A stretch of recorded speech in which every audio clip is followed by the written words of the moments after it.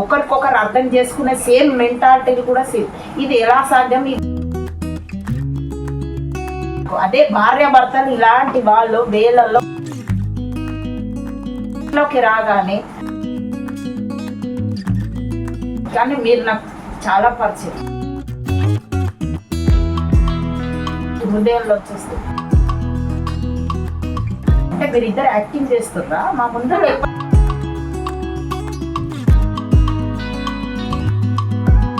Same equal గా same platform మీద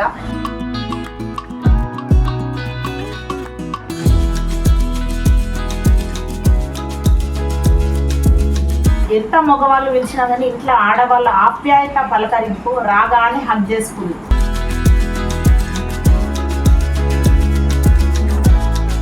అలాంటి ప్రేమ ఆప్యాయతలు ఉంటే ఈ రోజు లోపల మీ మాటలలో ఒకసారి చెప్పండి. ఆప్యాయత ప్రేమ అనేది ఒక్కసారి మీరు చెప్పాలి. హాయ్ అండి, మీ ఇద్దరు క్వశ్చన్ అడుగుతారు, అడగనా? ఇద్దరు కరెక్ట్ చెప్పాలి. మీ ఇద్దరి బాండింగ్ లో ఇద్దరు ఒకే ఆలోచనతో ఉంటారు. మీ ఇద్దరిలో కూడా ఏ తక్కువ కాకుండా మీకు 100% ప్రేమ ఉంటే ఒకరి మీద ఒకరికి కాదు, మనసులో అందరి మీద ప్రేమ. ఈవిడకి కూడా 100% అదే సేమ్ పలకరింపులు, అదే ఇద్దరిది సేమ్ మనోభావాలు, సేమ్ ఇద్దరి ఆలోచనలు సేమ్, ఒకరికొకరు అర్థం చేసుకునే సేమ్ మెంటాలిటీలు కూడా సేమ్. ఇది ఎలా సాధ్యం? ఇది పూర్వజన్మల కర్మ ఏమన్నా?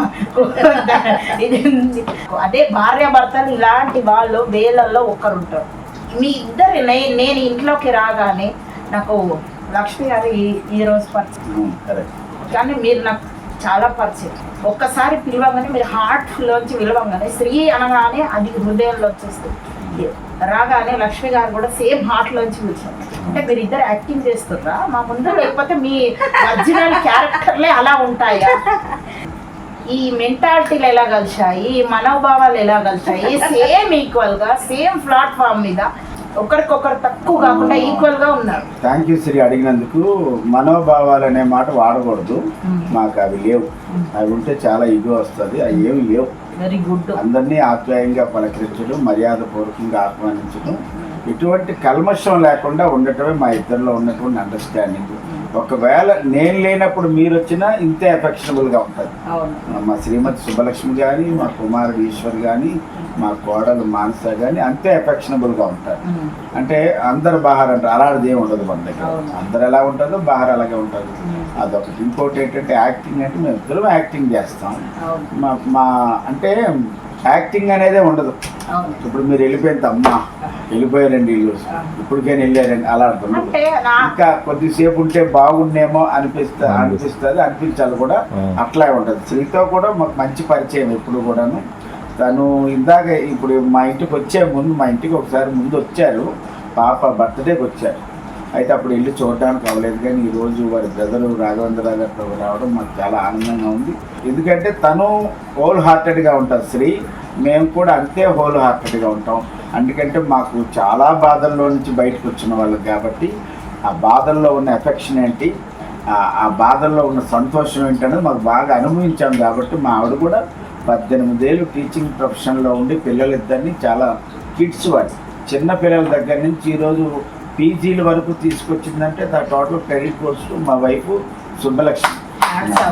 అది చెప్పాలంటే నేనైతే పిల్లల్ని చదివించే అంత స్థాయి నాకు రాలేదు. అబద్ధం ఎందుకు, నాకు జబర్దస్త్ వచ్చిన తర్వాత అన్నీ వచ్చాయి.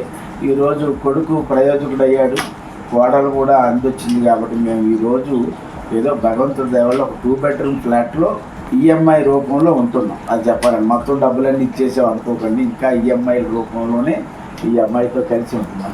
ఇప్పుడు చెప్పారండి, అంతా బాగానే ఉంది.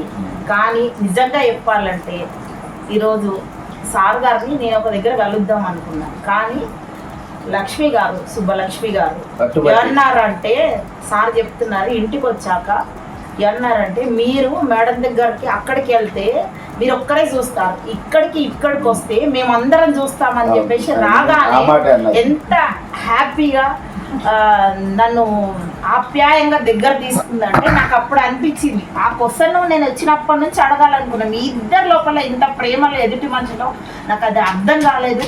ఆ సీక్రెట్ చెప్తే నేను కూడా పాటిస్తాను. మరి అది లేదండి అలాంటి అన్ని దీనికి ముందు శ్రీవాణి గారు. నిన్న కాక మొన్న 2 రోజుల క్రితం ఒక 3 వ్యక్తులు వచ్చారు. అందులో మా బావగారు ప్రముఖ హార్మోనియం గురువులు బొడ్డు వెంకటరావు గారు వచ్చారు. ఆయన ఫోన్ చేసినప్పుడు నేను ఫోన్కి అందుబాటులో లేదు, ఫోన్ సైలెంట్లో ఉంది.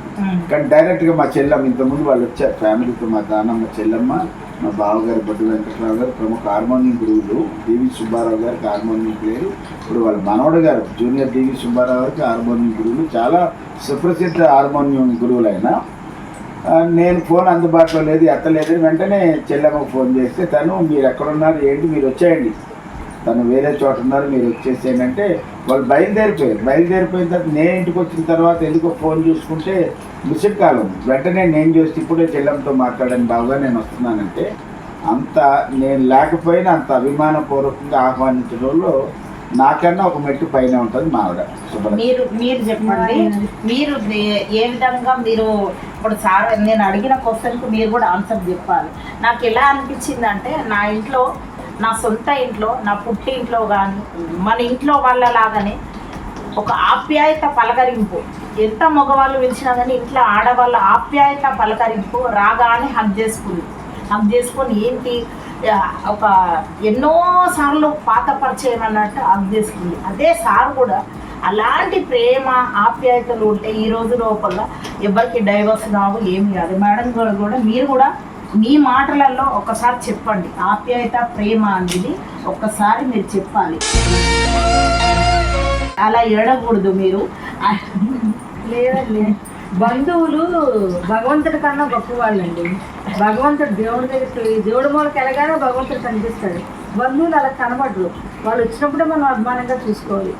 నా పాలసీ, నా తల్లిదండ్రులు పెంచే విధానము, నేను నా భర్త దగ్గర ఉండే విధానము, నా పిల్లలు పెంచే విధానము, నా కష్టాలే నా అనుభవం. ఎవరినైనా దేవుడి దగ్గర మనకి గుడికి వెళ్తే దేవుడు కనిపిస్తాడు. బంధువులు అలా కాదండి, మనం ఇంటికి వచ్చినప్పుడే మనం మర్యాదగా చూసుకోవాలి. బంధువులు భగవంతుడి కన్నా గొప్పవాళ్ళు నా దృష్టిలో. అందుకే ఎవరు వచ్చినా నేను అభిమానంగా చూస్తాను.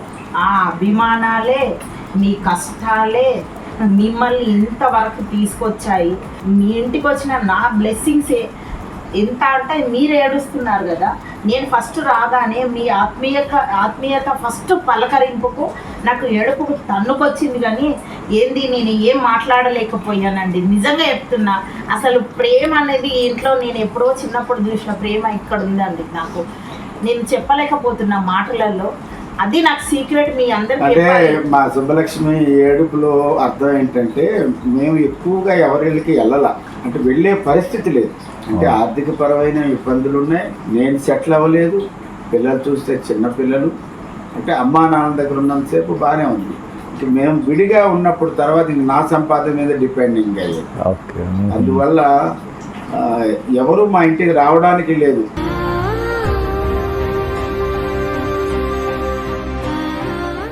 మేము ఎవరింటికి వెళ్ళడానికి లేదు, ఆ ఎఫెక్షనబుల్ లేదు. మా కుటుంబ సభ్యులు, మా బంధువుల్లో చాలా మంది వచ్చి అప్పుడప్పుడు పలకరించి వెళ్ళేవారు. కానీ అందుకే ఇంటికి కూడా చాలా మంది, ఎక్కువ మంది కూడా రాలేదు. మీరు వచ్చిన వాళ్ళల్లో మా అయితే 3వ 4వ వల్ల ఉంటారేమో, కానీ ఎక్కువగా రాలేదు. ఎందుకంటే పిలిపించలేని పరిస్థితి, పలకరించలేని పరిస్థితి, బికాస్ ఆఫ్ ఫైనాన్షియల్ ప్రాబ్లం. అందువల్ల ఏంటంటే మాకు ఏడుపు ఎందుకు అంత తొందరగా వస్తుందంటే ఆ ఎఫెక్షన్ కి మేము దగ్గర లేనప్పుడు, డబ్బులు లేనప్పుడు మమ్మల్ని ఎవరు ఆదరించలేదు.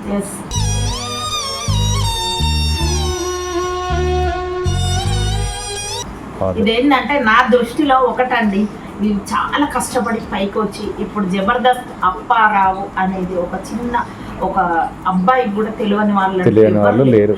కానీ ఆ చిన్న పిల్ల ఒక 3 years 4 years బాబు అయినా కానీ జబర్దస్త్ అప్పారావు అంటే గుర్తుపట్టని వాళ్ళు ఉన్నారంటే తను అంత గొప్ప పేరు తెచ్చుకున్నాడు, అంత కష్టపడ్డాడు. ఆ కష్టంలో మన కష్టాలలో ఉన్నప్పుడు ఎవరు రారు. నాకు అనుభవమైన నేను చెప్తున్నాను, బంధువులు రాబంధువులు అండి. నేను చెప్తున్నాను, ఎప్పుడు చుట్టం ఏంటి శత్రువు ఎప్పుడు పక్కనే ఉంటాడన్నది సత్యము. అందులో మన చుట్టం అనేది మనల్ని బతకనివ్వరు. మనం మంచిగా అయినాక మాత్రం అపాయింట్మెంట్లు ఇస్తారు, భోజనానికి రమ్మంటారు. ఒకప్పుడు నోట్లో తులసి తీర్థం పోస్తే బతుకుతుంది అని అన్నప్పుడు ఎవ్వరు రారండి. తర్వాత మనం మంచిగా అయ్యాక అపాయింట్మెంట్ ఇస్తే పంచభక్ష పరమాన్నాలు పెడతారు అంటారు. నాకు అదే ఫోన్ చేశారు, నాకు ఫోన్ చేసి నువ్వు ఇంత మా ఇంటికి ఒకసారి అపాయింట్మెంట్కి భోజనానికి రమ్మంటే నేను అన్నాను అప్పుడు రా బంధువుది, ఇప్పుడు బంధువుగా రమ్మంటున్నావు అన్నాను. నాకు నచ్చంది బంధువులు, అది అందుకే ఇప్పుడు మంచిగా అయ్యాక అందరూ వస్తారు. వీళ్ళు ఇంత కష్టంలోంచి పైకి వచ్చారు కాబట్టి ప్రేమాభిమానాలు మనము ఎదుటి మనిషి నుంచి తీసుకుందామని వాళ్ళు ఆపేక్ష, అలాంటి ఒరిజినల్ ప్రేమలు వీళ్ళిద్దరిలో ఉండడము. అంటే ఒకరికి ఉంటుంది, భర్తకు ఉంటుంది, భార్యకు ఉండకపోవచ్చు, భార్యకు ఉంటుంది, భర్త, కానీ ఇక్కడ అన్నీ ఈక్వల్గా ఇందాక అన్నారు మనోభావాలు మా ఇద్దరి మధ్యలో ఉండవని. అలాగే అంత కల్మషం లేని మనసు, కష్టంలో కూడా వీళ్ళ నిజాయితీ, ఇవన్నీ పైకి ఎక్కుకుంటా వచ్చారు. ఇంకా వీళ్ళకి అనేది మనందరి బ్లెస్సింగ్స్ తోటి పైకే ఎదుగుతుంటారు. సార్ మీరిద్దరు కూడా ఆది దంపతులు అండి. వీళ్ళిద్దరు కూడా మేడ్ ఫర్ ఈచ్ అదర్ అంటే వీళ్ళని పక్కన కూర్చొని భార్య భర్తలు అనడం కాదు, మనసులో కూడా సేమ్ ఇద్దరి ఆలోచనలు, ఇద్దరి ప్రేమలు ఒకరికి మించి ఒకరికి ఉన్నాయి. ఇద్దరిలో ఎక్కడ తగ్గలేదు. వీళ్ళనే నేను అసలైన ఆది దంపతులుగా మేడ్ ఫర్ ఈచ్ అదర్ వీళ్ళని అంటాను. పక్కన కూర్చొని అండర్స్టాండింగ్ కాదు, లోపల ఉన్న మనోభావాలు కూడా సేమ్ అంతే ఎదుటి వల్ల. అందుకే వీళ్ళిద్దరిని నేను తిన కళ్ళల్లోంచి వచ్చే ఒక్కొక్క కన్నీటి బొట్టులో ఒక్కొక్క కష్టం, ఒక్కొక్క బాధ ఉంది నిజంగానండి.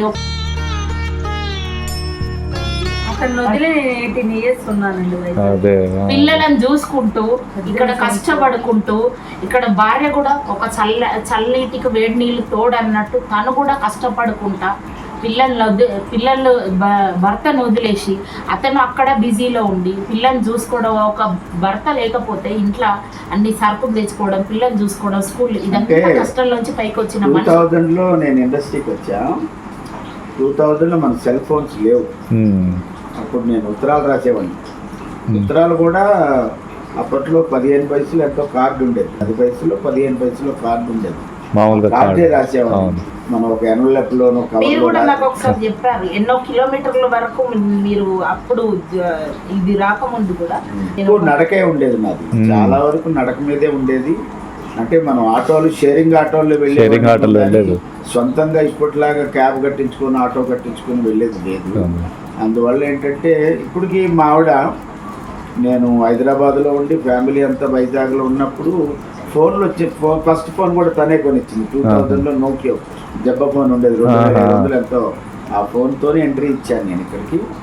ఉత్తరాలు రాసుకోవడం, మాట్లాడుకోవడం జరిగేది. తర్వాత ఏంటంటే ఇప్పుడు నేను ఎక్కడ అవుట్డోర్ వెళ్ళినా సరే ఉదయం 10 గంటలకు ఫోన్ చేసి తిన్నారా, టిఫిన్ చేశారా, ట్యాబ్లెట్లు వేసుకున్నారా, మళ్ళీ రాత్రి ట్యాబ్లెట్లు అని తెలుసు. ఉదయం రాత్రి అన్న షుగరు, బీపీ ఆ రెండే ఉన్నాయి.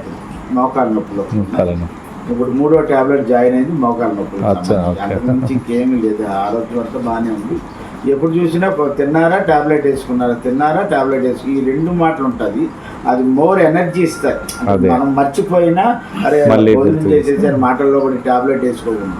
అందుకోసం ఆ విషయంలో ఇక ఫైనల్గా చెప్పాలంటే ఈ నా ఉంగరాలు చూసినట్లయితే మేడం శ్రీ అరుణాచలం స్వామివారి దగ్గరికి వెళ్ళి దర్శనం చేసుకొని వచ్చేటప్పుడు మా మీద అభిమానంతో ఈ 3 ఉంగరాలు, ఈ ఉంగరం కూడా అరుణాచలం వారి ఆశీర్వాదంగానే భావిస్తాను. నిజంగా నాకు ఉంగరాలు అంటే చాలా ఇష్టమని తెలుసు.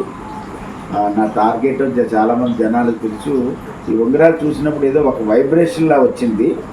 అందుకోసం ఉంగరాలు కూడా మా ఇంటికి తెచ్చినందుకు, స్వామి నన్ను మధ్యలో రాయబారిగా పెట్టి ఇది తీసుకెళ్ళి భద్రంగా అప్పారావు గారికి ఇయ్యు అంటే, అది అరుణాచలం వెళ్ళడమే అదొక గొప్ప అదృష్టం. అప్పుడు స్వామివారి నుంచి ఏదో ఒక ఆయన ఆశీస్సులు ఉన్నాయి కాబట్టి వీళ్ళ దగ్గరికి ఇంతవరకు వచ్చాను.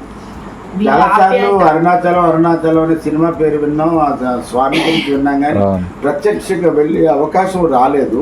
ఏమో ముందస్తుగా స్వామి నీ కేంద్రాలు శ్రీవేణి ద్వారా పంపిస్తున్నాను, తీసుకో, ధరించు, ఆ తర్వాత నువ్వు దగ్గరకు వచ్చే టైం వచ్చినప్పుడు వద్దుగాని అన్నారేమో. స్వామి మీ పాదాల చెంతకి, మీ ఆశీర్వాదానికి తప్పకుండా మా దంపతులు.